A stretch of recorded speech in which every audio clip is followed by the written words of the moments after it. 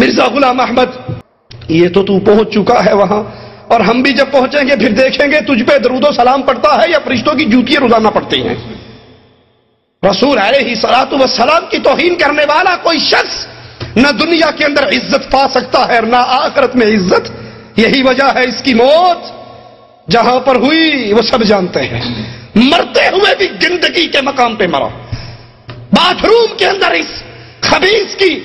ثناء اللہ رحمت اللہ علیہ کے ساتھ مباہلے کے بعد اس کی موت حمام اور باتھ روم اور گندگی کے اندر واقع ہوئی۔ حضرت اقدس مسیح موعود علیہ السلام کا مولوی ثناء اللہ سے ایک مناظرہ ہوا تھا۔ اس مناظرے میں حضرت مسیح موعود علیہ السلام نے فرمایا کہ حضرت مسیح علیہ السلام کی بہت بڑی عمر تھی اس وقت، اور مولوی ثناء اللہ آج کل کی عمر کا نوجوان، اب یہ جرأت دیکھیں اور حیرت انگیز ایمان دیکھیں کہ اس معمر عمر کے بزرگ ایک نوجوان کو یہ کہتے ہیں کہ اگر تم کہتے ہو کہ میں جھوٹا ہوں تو مبالغہ کر لو، اور میں کہتا ہوں کہ سچے کی زندگی میں جھوٹا مارا جائے گا۔ مبالغے پہ وہ تیار نہ ہوئے، ہزار عذر پیش کر کے جان چھڑائی۔ آخر حضرت مسیح موعود علیہ السلام نے فرمایا کہ اچھا پھر یوں حل کرتے ہیں، میں تمہارے لیے تم پر ایک بددعا کرتا ہوں، تم اسے شائع کرو لیکن اپنا جواب صاف لکھ دینا تاکہ دنیا کو پتہ چلے کہ کیا طے ہوا ہے آپس میں۔ آخری بات تمہاری ہے، جو تم کہو گے اس کے مطابق پھر بات ہوگی۔ تمہیں اختیار میں دیتا ہوں کہ میری یہ پیشکش ہے، اگر تمہیں منظور نہیں تو لکھ دو کہ منظور نہیں ہے، اور اگر منظور ہے تو بتاؤ کس شکل میں منظور ہے۔ یہ خط و کتابت چھپی ہی میں پہلے بھی دکھا چکا ہوں ساری عبارت،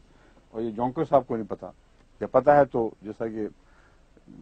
جھوٹے لوگوں کی عادت ہے، ایک ہاتھ رکھ دیتے ہیں سچی بات پر اور جھوٹی بات اچھالتے ہیں۔ اس پہ مولوی ثناء اللہ صاحب وہ تحریر یہ تھی کہ جو جھوٹا ہے وہ سچے کی زندگی میں مرے، اور مرے اس طریق پر کہ عام بیماریوں سے نہ مرے بلکہ غیر معمولی بیماریوں سے مرے، تاکہ دنیا دیکھ لے کہ یہ اتفاقی حادثہ نہیں ہے۔ صاف ظاہر ہے اس سے مراد یہ ہے کہ عام بیماریاں تو سب نبیوں کو بھی ہوتی ہیں، اور نبیوں بھی تو کسی بیماری سے نبی تو کسی بیماری سے مرتے ہیں۔ تو اس میں فرمایا وبائی ہیضہ مثلا، یہ الفاظ تھے، اسال نہیں لکھے۔ اور اسال کے متعلق یہی مولوی جس کے میں عبارتیں پڑھ چکا ہوں بڑے تمسخر اور مذاق سے بار بار کہتا ہے اسال کی بہت بیماری رہی، بڑی لمبا عرصہ اسال کی بیماری تھی، اس میں بھی افہیم کام آتی ہے۔ تو میں یہ بتانا چاہتا ہوں کہ اسال کی بیماری جس کو مسلسل رہی ہو، پیشاب کی بیماری ہو، وہ اس کا فرض تھا، ظاہر تھا کہ یہ ظاہر کر دے کہ دیکھو یہ بیماریاں عام طبی بیماریاں ہیں، کسی نے مرنا ہے، اگر میں اس سے بھی ان سے وفات پا جوں تو یہ مبالغے سے تعلق رکھنے والی بات نہیں ہے۔ میں وضاحت کرتا ہوں کہ اگر میں جھوٹا ہوں تو ایسی بیماری سے مروں جو غیر معمولی اور وبائی ہو، جیسا کہ وبائی ہیضہ، یہ الفاظ ہیں۔ حضرت مسیح موعود علیہ السلام کا وصال ہوا ہے، اسال آئے، اور 2-3 اسال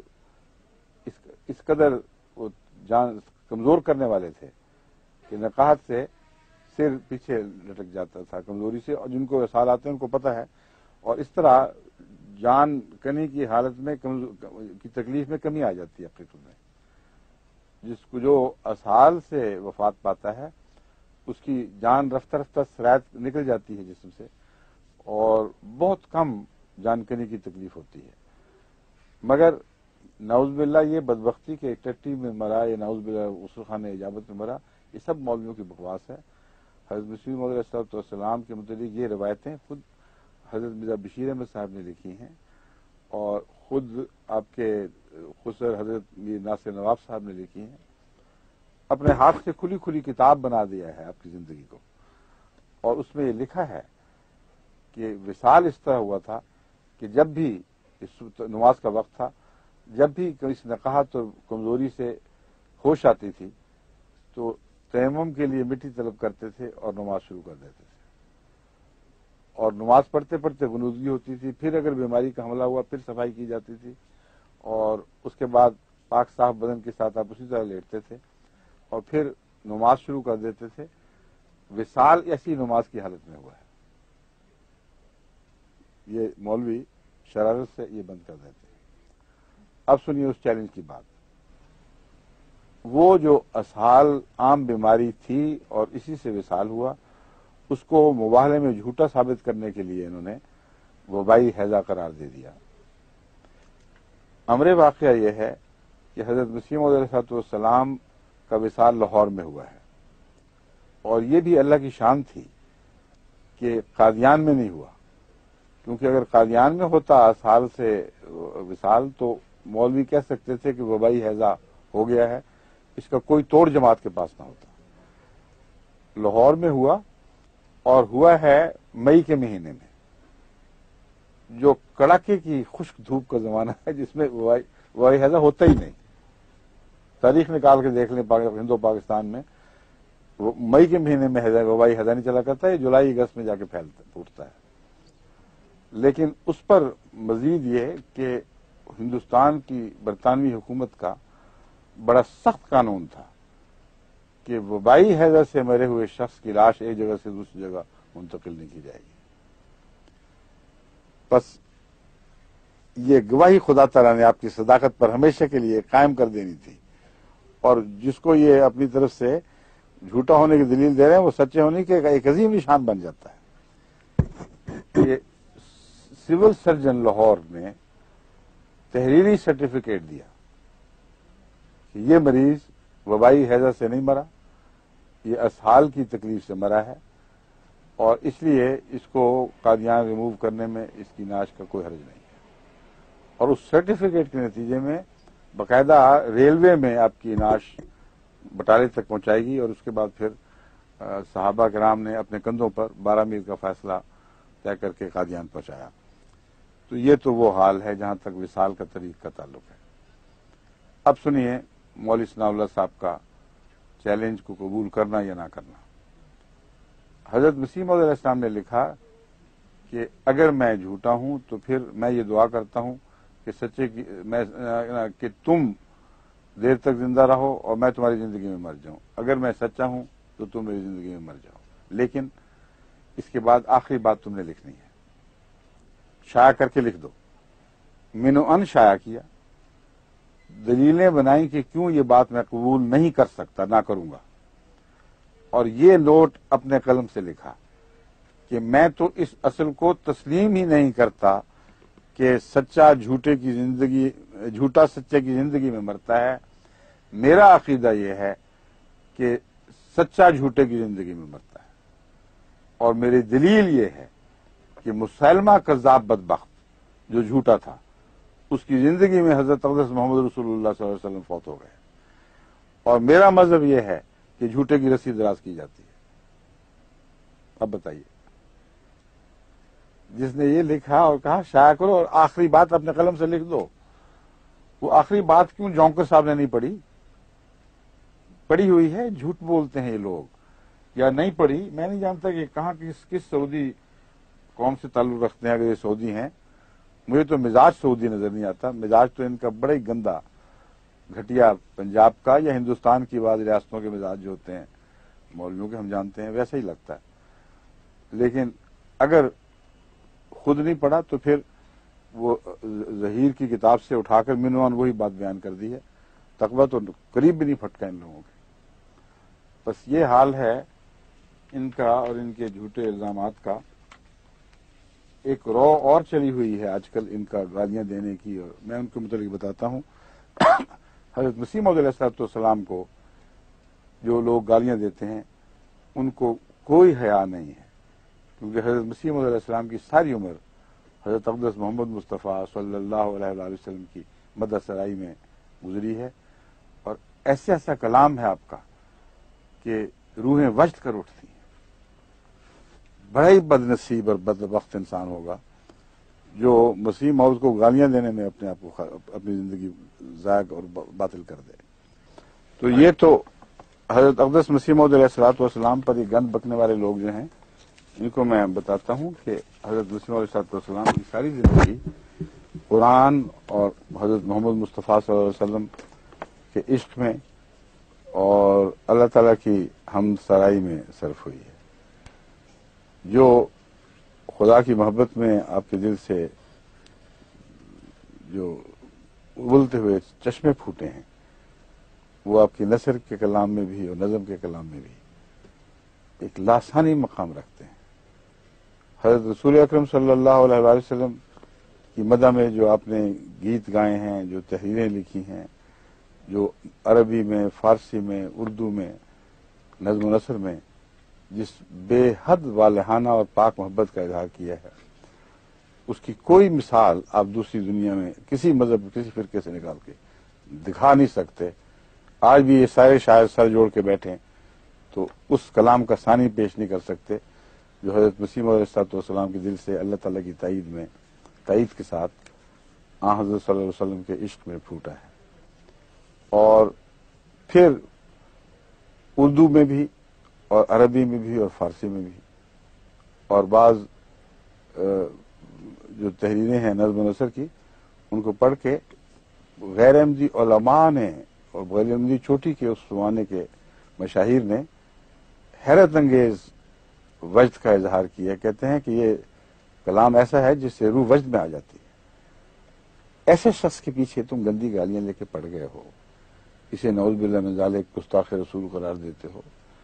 کوئی تقوی کوئی خوف نہیں ہے۔ دراصل تم اس انجام سے بے خبر ہو جو پہلے انبیاء کے مخالفین کا انجام ہوا تھا، ان قرآن کریم کے حوالوں سے نابلد ہو، تمہیں علم ہی نہیں شاید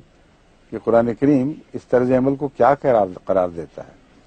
اس لیے میں چند آیتیں آپ کے سامنے رکھ دیتا ہوں، آگے آپ کی مرضی ہے، استغفار کریں، توبہ کریں، یا اس انجام کو پہنچنے کا فیصلہ کر بیٹھے ہیں جو ایسے لوگوں کا ہوا کرتا ہے، تو پھر آپ کی مرضی۔ اس دنیا میں بھی آپ کے لیے ذلت و رسوائی لازم ہوگی، اور آخرت میں جو مقدر ہے وہ تو ہے ہی۔ اللہ تعالیٰ فرماتا ہے الرعد آیت 33، وَلَقَدْ اعوذ باللہ من الشیطان الرجیم بسم اللہ الرحمن الرحیم وَلَقَدِ اسْتُهْزِئَ بِرُسُلٍ مِّن قَبْلِكَ فَأَمْلَيْتُ لِلَّذِينَ كَفَرُوا ثُمَّ أَخَذْتُهُمْ فَكَيْفَ كَانَ عِقَابِ۔ اور اے محمد، تجھ سے پہلے بھی تو استہزاء کیا گیا تھا میرے رسولوں کے ساتھ، بس وہ لوگ جنہوں نے انکار کیا تھا انہیں کچھ عرصے کے لیے میں نے ڈھیل دی، مگر پھر میں نے انہیں پکڑ لیا، اور دیکھو میری کیسی سخت پکڑ تھی۔ وہ پکڑ کیسی سخت تھی جو خدا کی طرف سے آئی تھی۔ یہ وہ ہے قرآن کریم کا انذار۔ اگر یہ ان سے بے خبر تھے، ان کو خیال نہیں آتا پاک لوگوں کی تجدید کرنے کی کوشش میں، تو میں یاد دلا دیتا ہوں۔ وَلَقَدِ اسْتُهْزِئَ بِرُسُلٍ مِّن قَبْلِكَ وَحَاقَ بِالَّذِينَ سَخِرُوا مِنْهُم مَّا كَانُوا بِهِ يَسْتَهْزِئُونَ۔ اور تجھ سے پہلے جو رسول گزرے ہیں ان سے بھی ہنسی کی گئی تھی، نتیجہ یہ ہوا کہ ان میں سے جنہوں نے ہنسی کی تھی انہیں اسی عذاب نے آ گھیرا جس سے وہ ہنسی کر رہے تھے۔ جونکر صاحب کو میں یہ بھی ابھی سب دنیا کو گواہ بنا کر بتا دیتا ہوں کہ ایسا واقعہ حضرت مسیح موعود علیہ السلام کے معاملے میں بھی ایک بار نہیں بارہا ہو چکا ہے۔ ایک مولوی جو بڑی شوخیاں کیا کرتا تھا اور یہی بات دہرایا کرتا تھا بار بار کہ نعوذ باللہ من ذالک اپنے بدبخت الفاظ میں کہ مرزا نے ٹٹی میں جان دی تھی، وہ چلتے ہوئے چنیوٹ کی بدرو میں جس کا اوپر سے ڈھکنا اٹھا ہوا تھا اس میں جا گرا اور سارے شہر کی ٹٹی میں ڈوب کے مرا ہے۔ اس کا انجام ہمیشہ کے لیے اس کے جھوٹے اور گندے ہونے پر گواہ بن گیا اور مسیح علیہ السلام کے حق میں آپ کی صداقت کی گواہی دے گیا۔ ایک برما میں مولوی ہوا کرتا تھا، اور وہ یہ اعلان، بڈھا مولوی لیکن کوئی خدا کا خوف نہیں، یہ اکثر کو ہوتا ہی نہیں ان کو، وہ اعلان کیا کرتا تھا کہ میں گواہ ہوں کہ مرزا صاحب ایک آنکھ سے کانے تھے، ان کی دائیں آنکھ نہیں تھی، بائیں آنکھ تھی صرف، اور جو دجال کانے کی خبر دی گئی ہے یہ وہی شخص تھا۔ حلف اٹھا کے رسول کے ممبر سے یہ اعلان کیا کرتا تھا۔ ہمارے احمدی جو وہاں تھے بعض مظلوم بہت کمزور، بڑا ان کا دل کرتا تھا، آخر انہوں نے دعا کی کہ اللہ تو ہی ہے جو اس بدبخت کو پکڑے۔ چنانچہ وہ ایک دفعہ اس کی دائیں آنکھ میں تکلیف ہوئی، وہ ڈاکٹر کے پاس دوائی دلوانے گیا، وہاں ایک دوائی ہوا کرتی تھی کاسٹک سوڈا، وہ بھی اس کو کوئی محلول اس کا آنکھ میں ڈالا کرتے تھے. اور ایک کاسٹک اصل تیزابی چیز ہے یا وہ ہے الکلی کا محلول مجھے یاد نہیں، لیکن بہت ہی خطرناک اور تیز زہر ہے جو آنکھ وغیرہ کو ایک دم گھولا دیتا ہے فوراً. تو کمپاؤنڈر نے غلطی سے وہ زہریلا کاسٹک دے دیا اور وہ جب آنکھ میں پڑا ہے تو یوں آنکھ پگھلی ہے اس کے زیر اثر سے، اس قدر چیخیں ماری ہیں مولوی نے کہ اس کہتے ہیں کہ اس کی طرف اس کو دیکھی نہیں جاتی تھی، مگر جو کچھ کرنا تھا ڈاکٹر نے کیا، اس آنکھ کو بچا نہیں سکے، اس کی بجائے وہ گڑا پڑ گیا اور ہمیشہ کے لیے وہ اس کانی آنکھ اس پر لعنت ڈالتی رہی، آخر وقت تک اسی آنکھ کے ساتھ مرا ہے. تو یہ واقعات تو ہم نے بارہا دیکھے ہیں، اس کثرت سے ہیں کہ ان پر میرا خیال ہے اب وقت ہے کہ کتابیں لکھنی چاہیے آج کل بھی، مختلف زبانوں میں اس کے ترجمے کروانے چاہیے. اور ربوہ والے سن رہے ہیں، میں ان کو نصیحت کرتا ہوں کہ مستند واقعات ہمارے دور میں بھی بہت ہوئے ہیں. میں نے وقف جدید کے زمانے میں بھی ایک دفعہ ریکارڈ شروع کروائے تھے احمدیوں پر ظلم کرنے والوں کے بد انجام، اور جیسا کہ وہ احمدی کو صف میں لپیٹ کر جلا کر دھواں دینے والے کو کا سارا خاندان بس کے حادثے میں جل کے مرا ہے، اور اخباروں میں یہ سرخی چھپی کہ وہ جل کے مر گئے، حادثے کی ٹکر سے نہیں مرے بلکہ آگ سے مرے ہیں. ایسے واقعات اس کثرت سے موجود ہیں جن کی سند موجود ہے. میں نے تو اس زمانے میں مجھے یاد ہے کہ آدمی بھجوا کر غیر احمدی جو اس زمانے کے اس علاقے کے بڑے بڑے لوگ تھے ان سے بھی تصدیقیں کروائی تھیں. شاید وہ ریکارڈ وقف جدید میں محفوظ ہو، اگر وہ مل جائے، ورنہ اس کے علاوہ بھی بہت پھیلا پڑا ہے. جماعت پاکستان کو چاہیے کہ اب وہ سارے واقعات نکال کر ان کو شائع کرے تاکہ کچھ جو شریف النفس لوگ ہیں ہر جگہ ان کو ہدایت ہو، ان کو خدا کا خوف پیدا ہو. کیونکہ انبیاء جو خدا کی طرف سے آتے ہیں، خواہ وہ غیر شرعی ہوں خواہ وہ امتی ہوں، ان کی بنیادی حیثیت نبی ہی کی ہے، اور اس پہلو سے اللہ ان کی غیرت دکھاتا ہے. ان کے مخالفین کو جہاں ذلتناک اور عبرتناک انجام تک پہنچاتا ہے، وہاں ان کی تائید کرنے والوں اور مظلوموں کے حق میں بڑے بڑے نشان بھی دکھاتا ہے. یہ ساری باتیں اب ہمیں جلد از جلد بہت بڑی کتاب کی صورت میں نہیں بلکہ چند مختلف چھوٹے درمیانے سائز کی کتابوں کی صورت میں شائع کرنی چاہیے، اور ان کے سب دنیا میں ترجمے کیے جائیں، اور کچھ واقعات یہاں اس پہ ٹیلی ویژن پر مختلف زبانوں میں پڑھ کے بھی سنائے جائیں. پھر اللہ تعالیٰ فرماتا ہے وَمَا يَأْتِيهِم مِّن نَبِيٍّ إِلَّا كَانُوا بِهِ يَسْتَهْزِئُونَ. ایسے لوگ ہیں کہ جب بھی ان کے پاس نبی آئے ضرور تمسخر کرتے ہیں. یا حسرتاً علی العباد ما یاتیہم من رسول الا کانوا بہ یستہزئون. کیسی حسرت ہے ان بندوں پر، انسانوں پر، کبھی ان کے پاس کوئی رسول نہیں آیا مگر ضرور اس سے تمسخر کیا گیا ہے، یہ تمسخر کرتے رہے ہیں. وما یاتیہم من رسول الا کانوا بہ یستہزئون. کبھی بھی رسول ان کے پاس نہیں آتا مگر یہ اس سے تمسخر کرتے ہیں. کذالک نسلکہ فی قلوب المجرمین. ہم اسی طرح مجرموں کے دل میں یہ بد کرداری اور یہ بد رجحان راسخ کر دیتے ہیں تاکہ ان کا گند خوب اچھل کر باہر آئے. اور بھی بہت سی آیات ہیں جن میں یہی مضمون ملتا ہے. اس میں جونکر صاحب جو کچھ یہ چیز ہیں ان کو بھی اور ان کے حوالے سے دوسرے ایسے علماء کو جو گند اچھالنے سے باز نہیں آ رہا ہے، میں نصیحت کرتا ہوں کہ خدا کا خوف کریں اور رکیں، اور اللہ اور محمد رسول اللہ صلی اللہ علیہ وسلم و قرآن کی مدح میں حیرت انگیز روحوں کو وجد میں لانے والے نغمے الاپتے ہوئے بزرگ کے اوپر زبان کھولتے ہوئے خدا کا خوف کریں اور اللہ کے عذاب سے ڈریں.